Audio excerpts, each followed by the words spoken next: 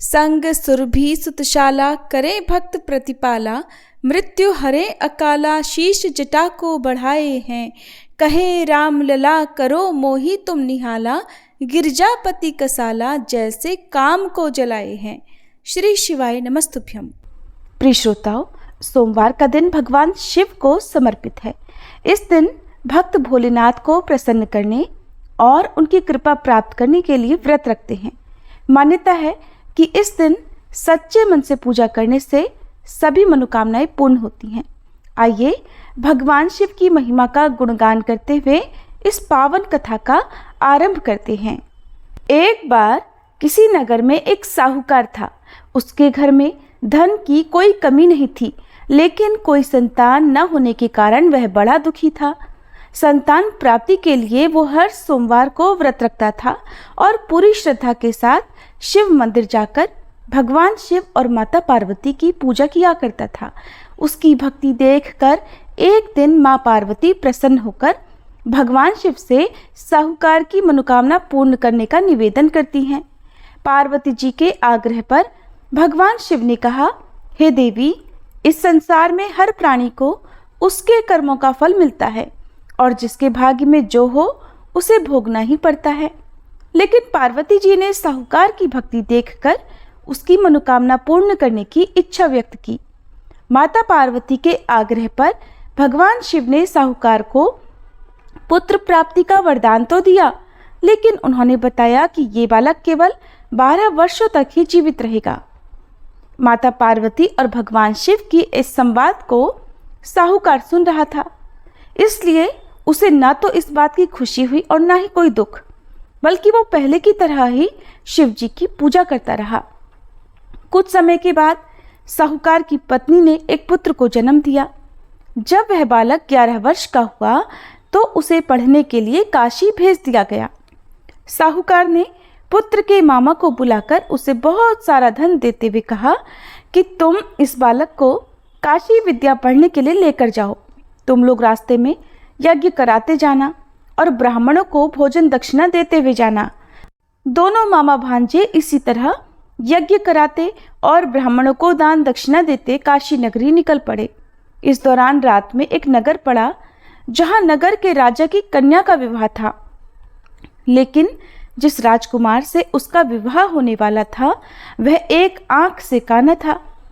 राजकुमार के पिता ने अपने पुत्र के काना होने की बात को छुपाने के लिए सोचा, क्यों ना उस साहूकार के पुत्र को दूल्हा बनाकर राजकुमारी से विवाह करा दूं और विवाह के बाद इसको धन देकर विदा कर दूंगा और राजकुमारी को अपने नगर ले आऊंगा।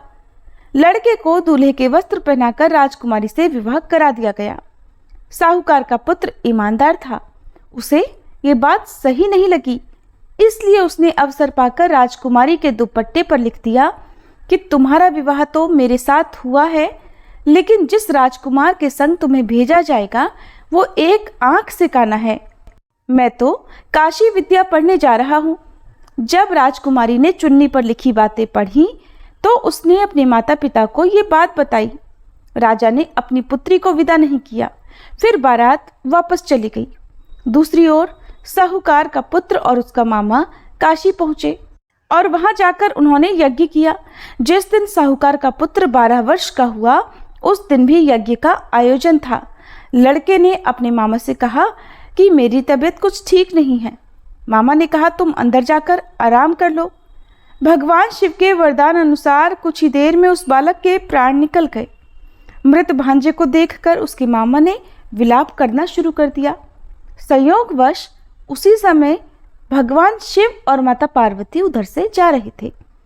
पार्वती जी ने भोलेनाथ से कहा, स्वामी, मुझे इसके रोने का स्वर सहन नहीं हो रहा, आप कृपया इस व्यक्ति के कष्ट को अवश्य दूर कीजिए। जब भगवान शिव मृत बालक के समीप गए तो वह बोले कि ये उसी साहूकार का पुत्र है जिसे मैंने 12 वर्षों की आयु का वरदान दिया था। अब आज इसकी आयु पूरी हो चुकी है। लेकिन मातृभाव से विभोर माता पार्वती जी कहने लगी, हे महादेव, आप इस बालक को और आयु देने की कृपा करें, नहीं तो इसके वियोग में इसके माता पिता भी तड़प तड़प कर मर जाएंगे। माता पार्वती के पुनः आग्रह पर भगवान शिव ने उस लड़के को जीवित होने का वरदान दिया। शिव जी की कृपा से वह लड़का जीवित हो गया। शिक्षा पूरी करके लड़का मामा के साथ अपने नगर की ओर वापस चल पड़ा। दोनों चलते हुए उसी नगर में पहुंचे जहां उसका विवाह हुआ था। उस नगर में भी उन्होंने यज्ञ का आयोजन किया। उस लड़के के ससुर ने उसे पहचान लिया और महल में ले जाकर उसकी खूब आवभगत की और अपनी पुत्री को धूमधाम से विदा कर दिया।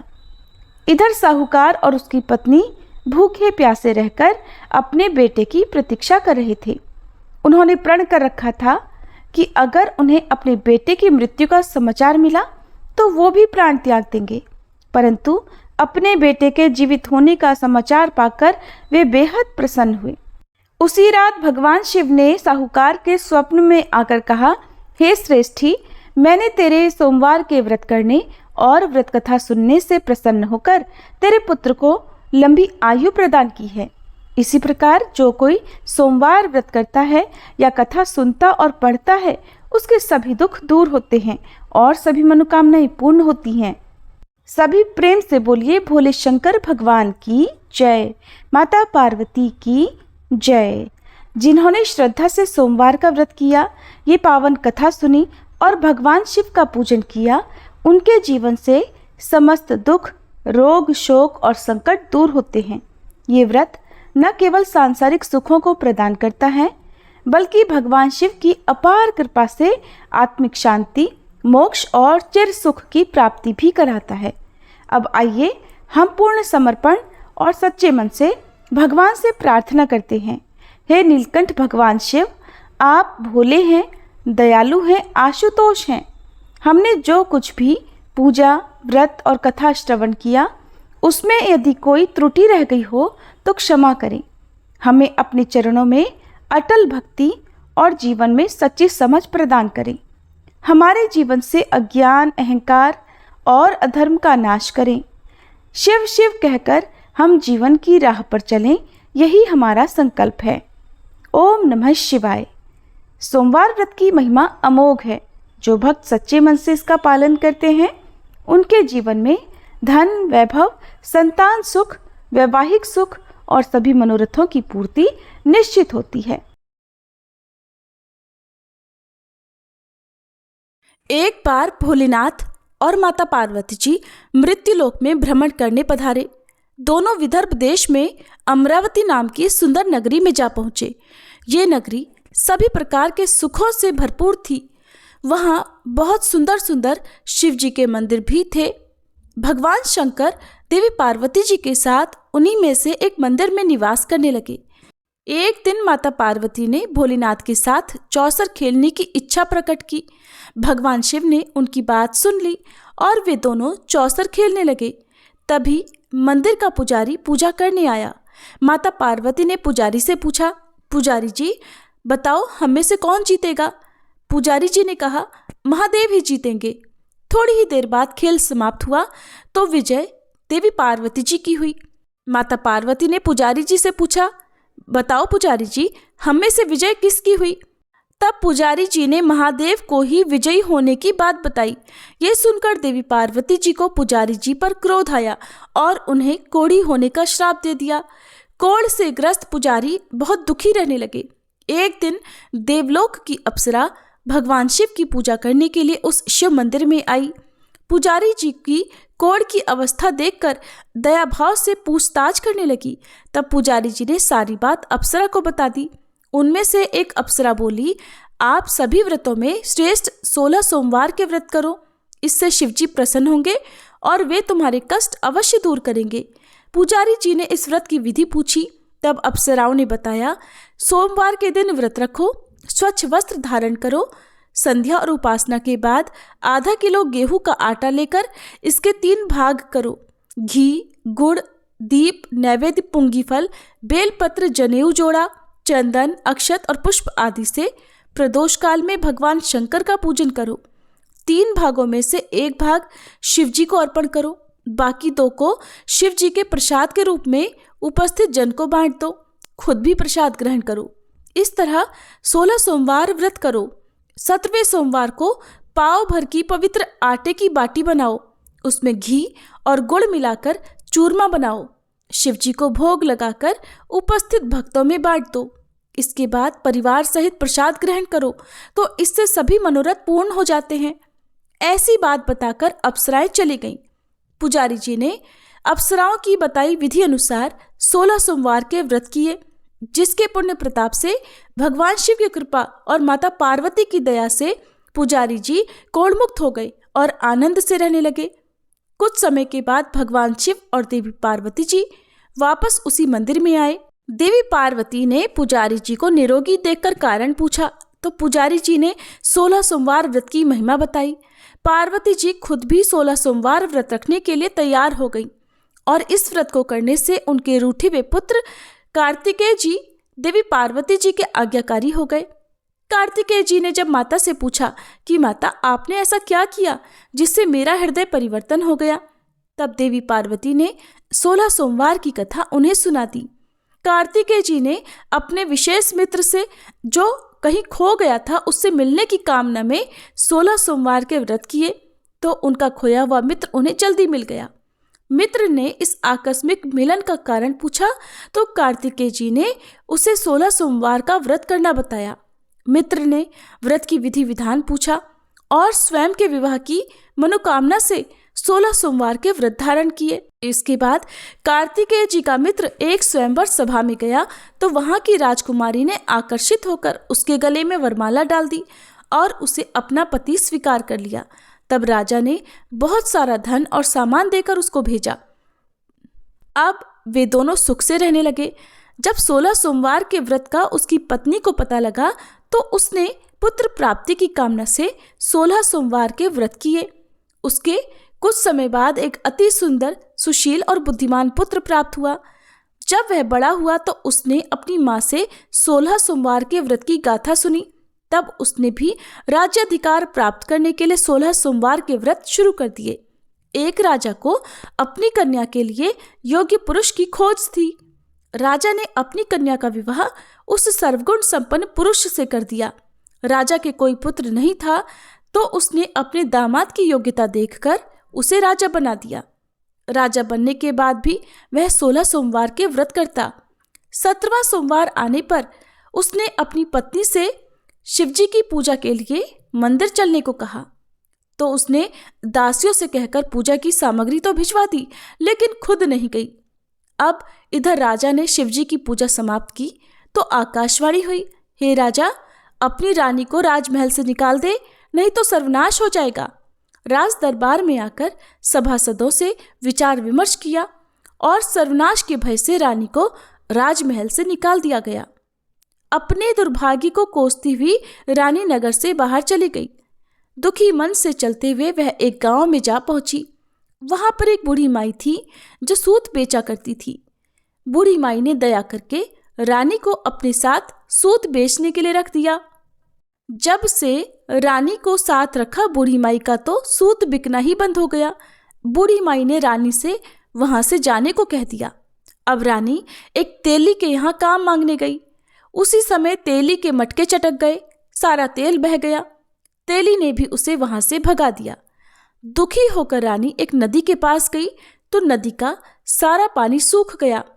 वह एक पेड़ के नीचे बैठी तो पेड़ के सारे पत्ते सूख कर गिर गए।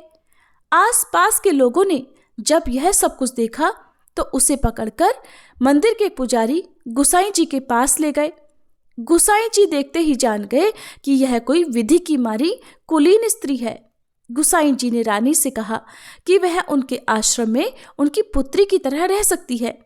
अब रानी आश्रम में रहने लगी। रानी भोजन बनाती थी तो उसमें कीड़े पड़ जाते थे। पानी भरकर लाती तो वह गंदा हो जाता था। अब तो गुसाई जी ने एक दिन दुखी होकर उससे पूछा कि बेटी, तुम्हारी ये दशा कैसे हुई? ये किस देवता का कोप है? तब रानी ने शिवजी की पूजा में ना जाने वाली बात गुसाई जी को बताई तो गुसाई जी बोले, पुत्री, तुम 16 सोमवार के व्रत करो, इससे तुम अपने सभी कष्टों से मुक्ति पा सकती हो। गुसाई जी की बात मानकर रानी ने 16 सोमवार के व्रत किए। 17वें सोमवार के दिन विधि विधान से शिवजी की पूजा भी की। पूजन के प्रभाव से राजा को इधर महल में रानी की याद सताने लगी और रानी को ढूंढने के लिए उसने चारों दिशाओं में अपने दूत भेज दिए। रानी की खोज में घूमते घूमते दूत गुसाई जी के आश्रम में भी पहुंच गए। राजा को खबर लगी तो राजा रानी को ले जाने आश्रम पहुंच गया। गुसाई जी से बोला, ये मेरी पत्नी है। शिव जी के क्रोध के कारण मैंने इसे महल से निकाल दिया था। अब जब शिव जी का प्रकोप शांत हो चुका है तो इसे मेरे साथ जाने की आज्ञा दीजिए। गुसाई जी ने रानी को राजा के साथ जाने की आज्ञा दे दी। रानी बहुत प्रसन्न हुई। राजा और रानी के आने की खुशी में नगरवासियों ने खूब सजावट की, मंगल गीत गाए, पंडितों ने मंत्र आदि गाकर स्वागत किया। इस तरह धूमधाम से रानी का महल में प्रवेश हुआ। राजा ने ब्राह्मणों को दान आदि दिए, याचकों को धन धान्य दिया। जगह जगह भूखे लोगों को भोजन खिलाने के लिए भंडारे खुलवाए। राजा रानी 16 सोमवार के व्रत करते हुए शिव जी का विधि विधान से पूजन करते हुए सुखपूर्वक लंबे समय तक जीवन बिताने के बाद शिवलोक को पधार गए। इस प्रकार जो भी मनुष्य मन, वचन और कर्म से भक्ति भाव से 16 सोमवार के व्रत और पूजन विधि विधान से करता है, कथा का श्रवण करता है, वह सभी सुखों को प्राप्त करके अंत में शिवलोक को गमन करता है और यह व्रत सभी मनोरथ पूर्ण करने वाला है। 16 सोमवार व्रत कथा और सोमवार कथा समाप्त। सभी प्रेम से बोलिए नमः पार्वती पते हर हर महादेव। अब सुनिए शिव चालीसा पाठ और आरती। जय गणेश गिरिजा सुवन मंगल मूल सुजान, कहत अयोध्या दास तुम देहु अभय वरदान। जय गिरिजापति दीन दयाला, सदा करत संतन प्रतिपाला। भाल चंद्रमा सोहत नीके, कानन कुंडल नाग फनीके। अंग गौर शिर गंग बहाए, मुंड माल तन क्षार लगाए। वस्त्र खाल बाघांबर सोहे, छवि को देखी नाग मन मोहे। मैना मातु की हवे दुलारी, वाम अंग सोहत छवि न्यारी। कर त्रिशूल सोहत छवि भारी, करत सदा शत्रुन क्षयकारी। नंदी गणेश सोहित है कैसे, सागर मध्य कमल है जैसे। कार्तिक श्याम और गणराऊ, या छवि को कही जात न काऊ। देवन जब ही जाय पुकारा, तब ही दुख प्रभु आप निवारा। किया उपद्रव तारक भारी, देवन सब मिली तुम ही जुहारी। तुरत षडानन आप पठायऊ, लव निमेष मह मारी गिरायऊ। आप जलंधर असुर संहारा, सुयश तुम्हार विदित संसारा। त्रिपुरासुर सन युद्ध मचाई, सब ही कृपा कर लीन बचाई। किया तप ही भागीरथ भारी, पुरब प्रतिज्ञाता सुपुरारी। दानिन मह तुम सम को नाही, सेवक स्तुति करत सदाही। वेद नाम महिमा तब गाई, अकथ अनादि भेद नहीं पाई। प्रकटी उदधि मंथन में ज्वाला, जरत सुरासुर भये विहाला। कीन्ही दया तह करि सहाई, नीलकंठ तब नाम कहाई। पूजन रामचंद्र जब कीन्हा, जीत के लंक विभीषण दीन्हा। सहस कमल में हो रहे धारी, कीन्ह परीक्षा तब ही पुरारी। एक कमल प्रभु राखे उजोई, कमल नयन पूजन चह सोई। कठिन भक्ति देखी प्रभु शंकर, भय प्रसन्न दिए इच्छित वर। जय जय जय अनंत अविनाशी, करत कृपा सबके घटवासी। दुष्ट सकल नित मोहि सतावे, भ्रमत रहो मोहि चैन ना आवे। त्राहि त्राहि मैं नाथ पुकारो, ये ही अवसर मोहि आन उबारो। लै त्रिशूल शत्रुन को मारो, संकट से मोहि आन उबारो। मात पिता भ्राता सब होई, संकट में पूछत नहीं कोई। स्वामी एक है आस तुम्हारी, आए हरहु मम संकट भारी। धन निर्धन को देत सदाही, जो कोई जाचे सो फल पाही। स्तुति के ही विधि करे तुम्हारी, क्षमहु नाथ अब चूक हमारी। शंकर हो संकट के नाशन, मंगल कारण विघ्न विनाशन। योगी यति मुनि ध्यान लगावे, शारद नारद शीश नवावे। नमो नमो जय नमः शिवाय, सुर ब्रह्मादिक पार न पाए। जो यह पाठ करे मन लाई, तापर होत है शंभु सहाई। ऋनिया जो कोई हो अधिकारी, पाठ करे सो पावन हारी। पुत्र होन कर इच्छा जोई, निश्चय शिव प्रसाद ते ही होई। पंडित त्रयोदशी को लावे, ध्यान पूर्वक होम करावे। त्रयोदशी व्रत करे हमेशा, ताके तन नहीं रहे कलेशा। धूप दीप नैवेद्य चढ़ावे, शंकर सम्मुख पाठ सुनावे। जन्म जन्म के पाप नसावे, अंत धाम शिवपुर में पावे। कहे अयोध्या दास आस तुम्हारी, जानी सकल दुख हरहु हमारी। नित नेम कर प्रातः ही पाठ करो चालीसा, तुम मेरी मनोकामना पूर्ण करो जगदीश। मगसर छठी हेमंत ऋतु संवत 64 स्तुति चालीसा शिव विष्णु सदा कल्याण। ब्रह्मा विष्णु सदा शिव अर्धांगी धारा। ओम जय शिव ओमकारा। एकानन चतुरानन पंचानन राजे, स्वामी पंचानन राजे। हंसासन गरुड़ासन, हंसासन गरुड़ासन, वृषवाहन साजे। ओम जय शिव ओमकारा। दो भुज चार चतुर्भुज, 10 भुज अति सोहे, स्वामी 10 भुज अति सोहे। त्रिगुण रूप निरखते, त्रिगुण रूप निरखते, त्रिभुवन जन मोहे। ओम जय शिव ओमकारा। अक्षमाला वनमाला मुंडमाला धारी, स्वामी मुंडमाला धारी।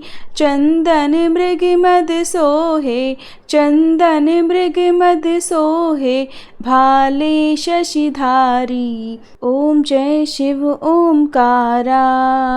श्वेतांबर पीतांबर बाघांबर अंगे, स्वामी बाघांबर अंगे। सनकादिक गरुड़ादिक, सनकादिक गरुड़ादिक, भूतादिक संगे। ओम जय शिव ओमकारा। कर के मध्य कमंडल चक्र त्रिशूलधारी, स्वामी चक्र त्रिशूलधारी। सुखकारी दुखहारी, सुखकारी दुखहारी, जग पालनकारी। ओम जय शिव ओमकारा। ब्रह्मा विष्णु सदा शिव जानत अविवेका, स्वामी जानत अविवेका। प्रणवाक्षर में शोभित, प्रणवाक्षर में शोभित, ये तीनों एका, ओम जय शिव ओमकारा। त्रिगुण स्वामी जी की आरती जो कोई नर गावे, स्वामी जो कोई नर गावे। कहते शिवानंद स्वामी, रटते भोलानंद स्वामी, सुख संपत्ति पावे। ओम जय शिव ओमकारा। पर्वत सोहे पार्वती, शंकर कैलासा, स्वामी शंकर कैलासा। भांग धतूर का भोजन, भांग धतूर का भोजन, भस्मी में वासा। ओम जय शिव ओमकारा। जटा में गंग बहत है, गले मुंडन माला, स्वामी गले मुंडन माला। शेष नाग लिपटावत, ओढ़त मृग छाला। ओम जय शिव ओमकारा। काशी में विराजे विश्वनाथ, नंदी ब्रह्मचारी, स्वामी नंदी ब्रह्मचारी। नित उठ दर्शन पावत, नित उठ दर्शन पावत, महिमा अति भारी। ओम जय शिव ओमकारा। ओम जय शिव ओमकारा, स्वामी जय शिव ओमकारा। ब्रह्मा विष्णु सदाशिव, ब्रह्मा विष्णु सदाशिव, अर्धांगी धारा। ओम जय शिव ओमकारा। ओम जय शिव ओमकारा।